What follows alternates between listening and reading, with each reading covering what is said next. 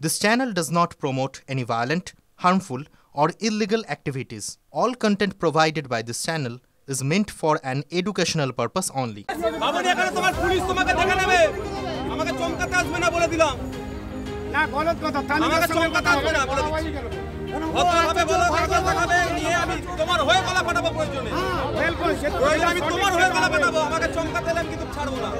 একবারের জন্য কোনো রাজনীতিক কারো একটা কথা বলেছি আমি দেখো কি ওখানে স্লোগান দিয়েছে বলে আমি ক্ষমা চেয়েছি। আমি এখানে রাজনীতি করতে আসিনি, এখানে যে দুটো একটা জায়গা নিয়ে সমস্যা হতে পারে সেই জন্য। কবরস্থানের জমিতে মেলার অভিযোগ খতিয়ে দেখতে গিয়ে তৃণমূলের স্লোগানের মুখে পড়লেন আইএসএফ বিধায়ক নওশাদ সিদ্দিকী। পুলিশের সঙ্গে বাগবিতণ্ডায় জড়ালেন বিধায়ক। মঙ্গলবার বিকেলে হরিপালের অঙ্কপাড়ায় কবরস্থানের জমির ওপর মেলা করার অভিযোগ পেয়ে ঘটনাস্থল খতিয়ে দেখতে যান বিধায়ক নওশাদ সিদ্দিকী। এখানে কোনো রাজনীতির কেউ স্লোগান দিয়েছে? না, এখানে স্লোগান দিয়েছে। আপনারা তো তাহলে হিংসা লাগাতে এসেছেন। এখানে তৃণমূলে হিংসা লাগাচ্ছে। তৃণমূলে হিংসা লাগাচ্ছে।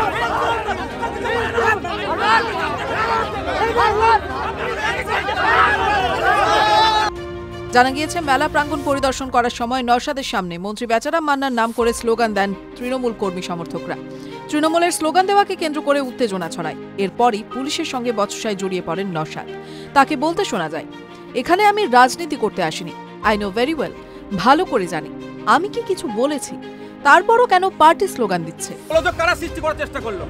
কারা গোলযোগ সৃষ্টি করার চেষ্টা করলো? কালকে তো হিয়ারিং আছে হাইকোর্টে, সেটা আমি জানি ভালো করে, আই নো ভেরি ওয়েল, আমি ভালো করে জানি। ঠিক আছে, হলো ছোট করে চলুন না, আপনি বলুন যে এখানে তো সবাই ভাই আমি বুঝলাম, বললাম এই জায়গাটা কালকে আছে, ওই ভাই কাগজ দেখালো, তার আগে পর্যন্ত তোমরা পাড়ার লোক পাড়ার মতো ভাবে থাকো, তাদের সাথে নিজে মিলেমিশে থাকো, এটা বলে যখন যাচ্ছি আপনারা উপস্থিতিতে পার্টি স্লোগানিং দিচ্ছে। নওশাদের দাবি, এলাকার পরিস্থিতি জটিল করার জন্য রাজনৈতিক স্লোগান দেওয়া হয়েছে। তিনি বলেন, কবরস্থানের ওপর মেলা করার অভিযোগ পেয়ে পরিস্থিতি পরিদর্শন করতে আসি, কোনো রাজনৈতিক উদ্দেশ্যে নয়। দেখুন, আমি যখন এখানে এসেছিলাম, আমি আসার পরে এখানকার কিছু মানুষ হয়তো একজন যিনি সঞ্চালকের দায়িত্ব ছিলেন, আমার যে রাজনৈতিক দল তার সেই দলের নামে স্লোগান দিয়ে ফেলেছিল।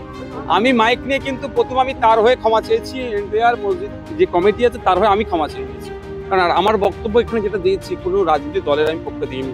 এখানে মুসলিম ধর্মের অনুসারী যারা, তাদের ধর্মীয় ভাবাবেগে আঘাত হচ্ছে, কবরস্থানের যে পবিত্রতা আছে সেটা নষ্ট হচ্ছে এখানে, সেই জন্য এটাকে যাতে আটকানো যায় সেই জন্য এখানে ছুটে আসা এবং সারা জমি দিকে দেখা।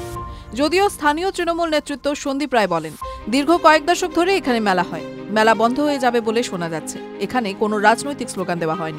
দেখুন, এখানে কোনো রাজনৈতিক কোনো বিষয় নয়, এখানে মেলার বিষয় এবং কে কোথা থেকে কি স্লোগান দিয়েছে এই সম্পর্কে আমাদের শুধু জানা নেই। কিন্তু উনি তো এসে অভিযোগ করলেন যে পার্টির নেতৃত্বে স্লোগানটা না বলতে, দেখুন এত লোকের জমায়েত, কেউ কাউকে ভালোবাসতে পারে, তার নামে সেও স্লোগান দিতে পারে, এই নিয়ে আমাদের কোনো মতামত নেই। TV9 Bangla digital.